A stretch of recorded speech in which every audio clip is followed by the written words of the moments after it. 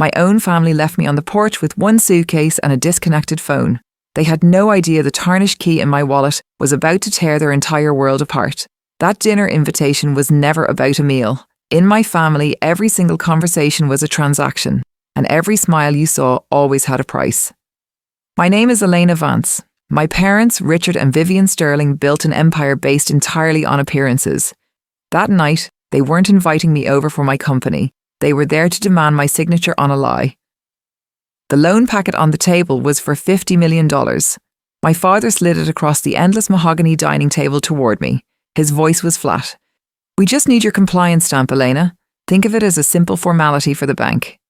But as I scanned the pages, my eyes trained by a decade in financial oversight, the numbers didn't just look bad, they screamed fraud.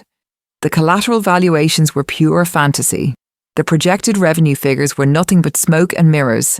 They were demanding that I certify a house of cards as an unshakable fortress. When I finally pushed the folder back across the polished wood and said a firm no, the air in that room turned to ice. My mother's voice cut through the silence like a shard of glass. "After everything we've given you, your education, your position, your entire life, and this is how you show your loyalty?" My father stood up then, his shadow seeming to swallow me whole from across the table.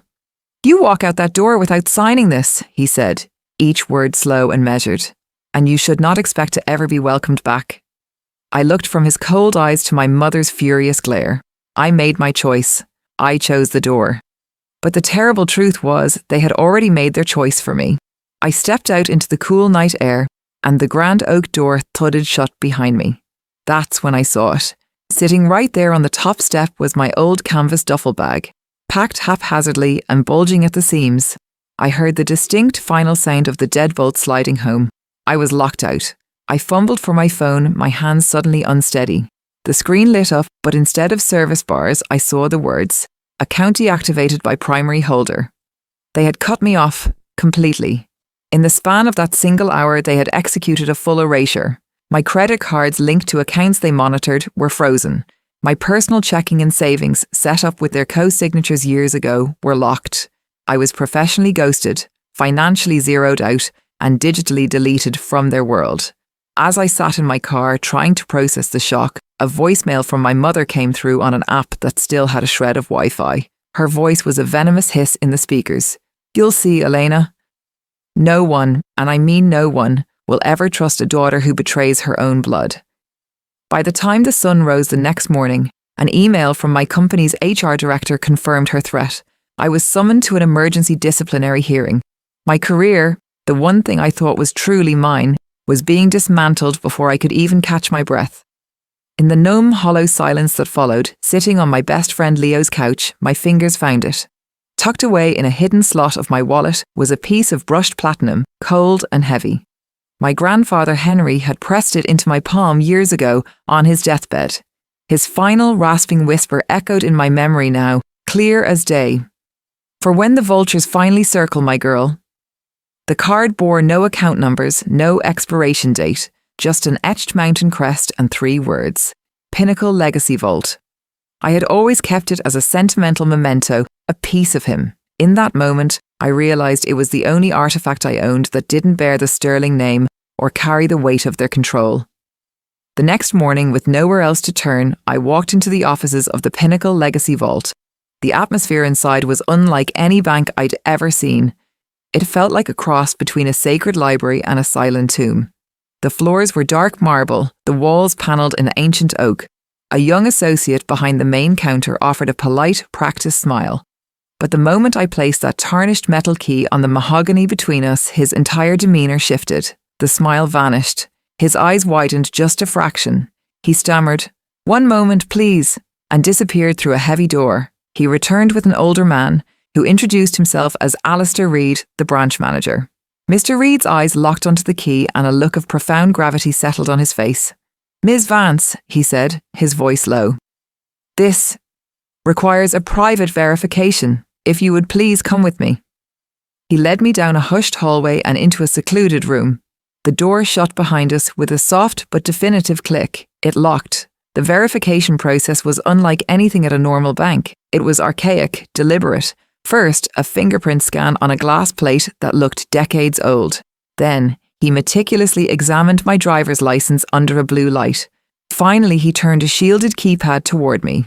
"The access code, please. A 6-digit sequence." My grandfather's voice was in my ear again, from a childhood lesson I'd never forgotten. 419726. I typed the numbers. The old terminal on the desk whirred to life, its fan humming loudly. Alistair Reid stared at the monochrome monitor. He didn't move. He didn't speak for what felt like an eternity. I watched as the colour literally drained from his face, leaving him pale. "Mr. Reid?" My voice was barely a thread of sound. "Is there a problem?" He didn't answer immediately. Instead, he slowly, carefully, turned the monitor to face me. A string of digits filled the green-tinted screen. My brain short-circuited, my eyes jumping from comma to comma, unable to process the sheer number of zeros. "The Henry Sterling Legacy Trust," Alistair said, his own voice hushed with something like awe or fear. "Total valuation, as of this morning's market open, is approximately $1.3 billion. I gripped the edge of the table. The solid ground beneath me seemed to tilt. $1 billion, not a safety net, not a nest egg, a sovereign nation's worth of wealth. My parents were across town, lying, cheating, and destroying their own daughter to secure a fraudulent $50 million lifeline. And I had been walking around for years with the key to a fortune that could buy their entire crumbling company 10 times over. A hysterical laugh threatened to bubble up. I swallowed it down. "Why?" was the only word I could force out. "Your grandfather was a prescient man," Alistair said, seeming to choose his words with extreme care. He reached into the table, triggering a hidden mechanism. A drawer slid open with a hydraulic hiss. From it, he retrieved a thick envelope, the colour of dried blood, sealed with a disc of dark red wax. "He left this for you. My instructions were clear. Deliver it only upon a distress verification. The exact code you just used." He placed the envelope in front of me. My grandfather had told me once, during a chess lesson, that integrity was the only asset in this world that never, ever depreciates. I broke the wax seal. Inside was a single sheet of thick paper, covered in his familiar angular handwriting. "Elena, if you are reading this, they have finally shown you their true nature. I built all of this not for revenge, but for your freedom. The money is a shield. But in this envelope, you will also find a sword. Use it wisely." Paperclipped to the letter was a small, unmarked black flash drive. Back in Leo's apartment, with my friend and my newly retained lawyer, Cassandra Thorne, we plugged the drive into a laptop. A video file was the only thing on it. We pressed play. There was my grandfather Henry, looking frail in his favourite armchair, but with eyes that burned with intensity. "They've been forging my name for years, Elena," he said directly to the camera. "Siphoning money through shell companies. That land for their flagship waterfront project, Meridian Point, it's yours. They've been building their entire future on dirt they never owned." And the drive contained a digital treasure trove of evidence. Scanned documents with signatures from periods when he was hospitalised or in a coma, internal emails detailing kickbacks to bank officials, and the full corporate blueprint for a shell company named Aura Holdings, wholly owned by my parents, used to funnel millions out of their own failing business ventures. They weren't just incompetent or unlucky in business, they were criminals. And my quiet, gentle grandfather had spent his final years meticulously documenting every single crime. Cassandra Thorne, a litigator known for her ruthless precision, reviewed the files with a cold, sharp focus. When she finally looked up, her expression was grim. "Elena, this isn't just a court case.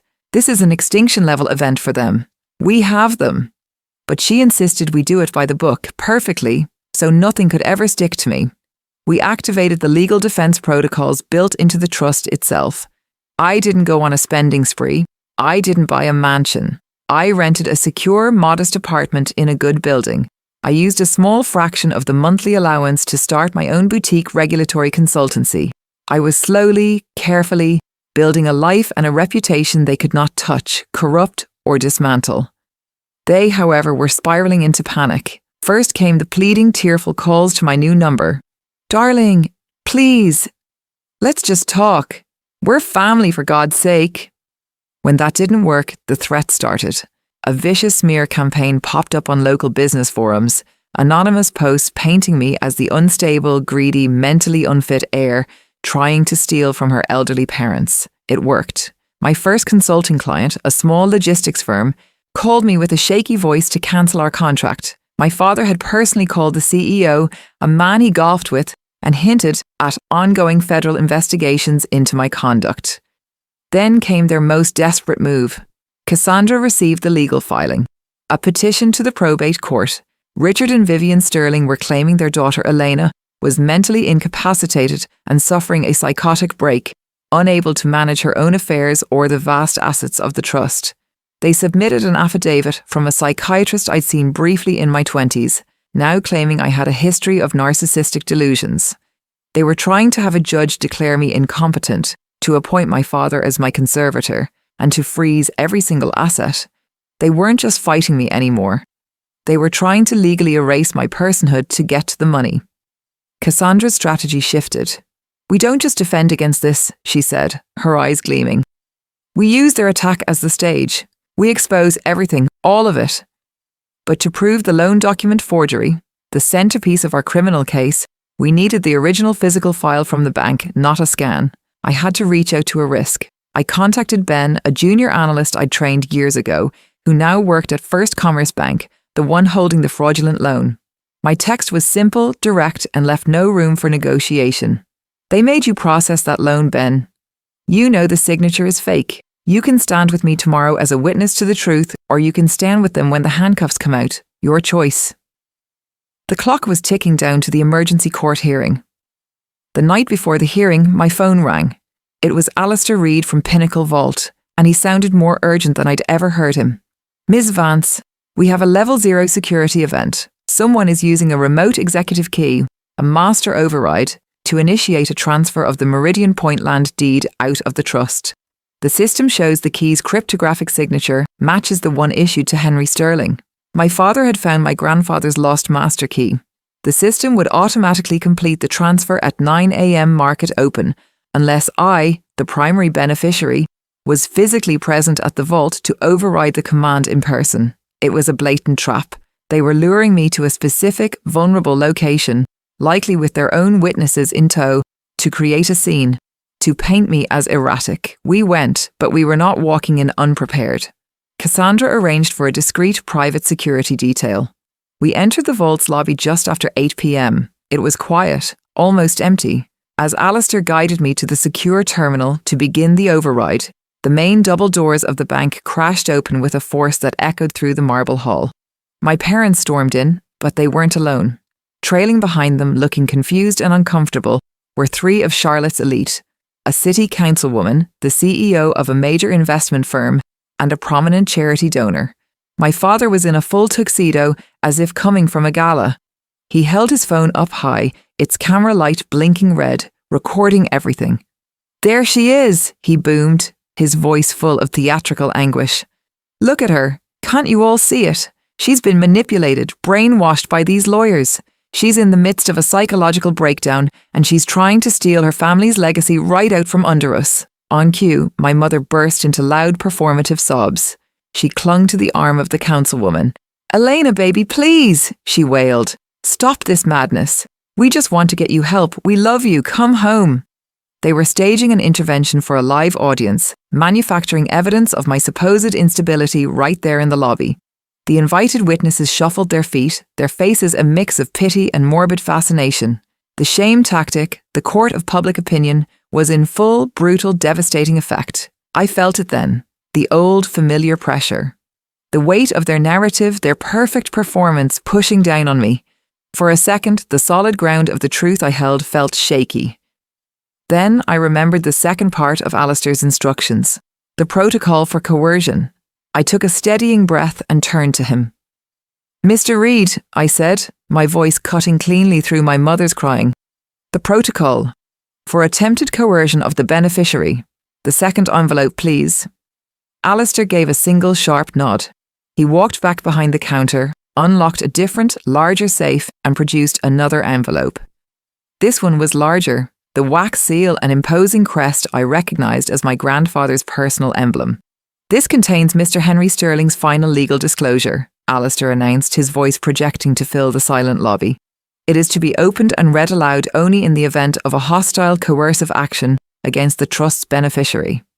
I looked directly at my father's phone, then at each of his horrified guests. You wanted independent witnesses to this family matter, I said, my tone chillingly calm. You have them. So let's all hear, directly from the founder of this fortune, what he truly thought. Alistair broke the thick wax seal. The crack seemed to echo. He unfolded the documents and began to read, his voice clear and unflinching in the tense quiet. I, Henry Sterling, being of sound mind, hereby declare and attest that my son, Richard Sterling, and his wife, Vivian Sterling, have engaged in a systematic conspiracy to defraud my estate. My father's triumphant expression froze. The signature on the first Commerce Bank loan, dated October 12, 2005, for the sum of $22 million, is a forgery. I was under continuous hospice care and physically incapable of writing my name at that time. The councilwoman took an involuntary step backward, as if from a contagion. Alistair continued, holding up a second notarized page. This supplementary affidavit, signed by Vivian Sterling in November of 2006, confesses her prior knowledge of the asset inflation scheme. It was provided in exchange for my agreement not to pursue legal action regarding her personal gambling debts, which exceeded $1.8 million. My mother's sobs died in her throat. Her face was a mask of sheer, unadulterated terror. The performance was over. The meticulously crafted lie was shattered. The raw, ugly truth was now standing centre stage under the bright lobby lights. Alistair looked from the documents to my parents, his gaze unforgiving. The final instruction upon the reading of this disclosure is immediate, automated transmission of all contained evidence to the Financial Crimes Bureau and the District Attorney's Office. He turned toward his terminal. No! The word was a raw, guttural roar from my father. All pretense of the dignified patriarch vanished. He lunged toward the counter, but two of our security guards moved instantly, blocking his path. It was too late. Alistair's finger pressed a single key. At that exact moment, as if summoned by the action, the main doors opened again. This time it was 4 men in dark windbreakers. The yellow letters on the back were unmistakable. FBI. They didn't glance at me or at the gathered elite. They walked with purpose, their eyes locked on my father. Richard Sterling, the lead agent said, his voice devoid of all emotion. We need you to come with us. We have questions regarding the Hopes Horizon Charitable Foundation, wire fraud, and bank fraud. The agent produced a pair of handcuffs. The metallic click-click as they locked around my father's wrist was the loudest, most final sound I have ever heard. A female agent moved to my mother, reading her Miranda rights in a calm, steady monotone. As my mother's cries became real, ragged, and utterly hopeless, they were led out past the small crowd of their former peers, who now averted their eyes in a mixture of shock and disgust. As he was guided toward the door, my father twisted his head, his eyes finding mine across the lobby. His gaze was a turbulent storm of pure hatred, of bafflement, and of total, absolute defeat. He had exiled me to protect his beautifully crafted fiction of a life, and in that single ruthless act, he had unknowingly handed me the one key that would unlock the vault containing its ruin. The morning after, the city of Charlotte woke up to headlines. My world was technically the same, but I was fundamentally, irrevocably changed. The legal battles would drag on for months, but the war was decisively won. Cassandra filed motions to have a federal receiver take over the collapsing shell of Sterling Holdings, with a plan to restructure its honest debts and salvage what was left for the real employees. I didn't feel vindication or joy. What settled over me was a profound, immense stillness. A quiet space where their voices would never echo again. They tried to erase me to save a beautiful, expensive lie. I simply used the quiet, enduring truth to build something real in its place. If you believe that integrity and truth have a power all their own, please show your support by liking this video. And for more stories about resilience, justice, and stunning turnarounds, subscribe to the channel. Your engagement helps us bring these powerful narratives to light. Thank you for listening.